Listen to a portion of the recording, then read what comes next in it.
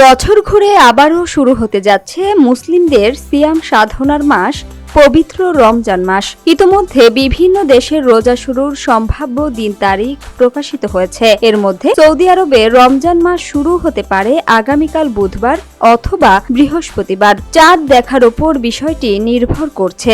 সাধারণত সৌদি আরব সহ মধ্যপ্রাচ্যের দেশগুলোতে রোজা শুরুর পরের দিন বাংলাদেশ সহ দক্ষিণ এশিয়ার দেশগুলোতে রোজা শুরু হয়। সে হিসেবে বাংলাদেশে রমজান মাস শুরু হতে পারে আগামী বৃহস্পতিবার অথবা এর পরের দিন শুক্রবার। 20 ফেব্রুয়ারি রমজানের প্রথম দিন এবং 21 মার্চ ঈদ উল ফিতর পালিত হওয়ার সম্ভাবনা রয়েছে।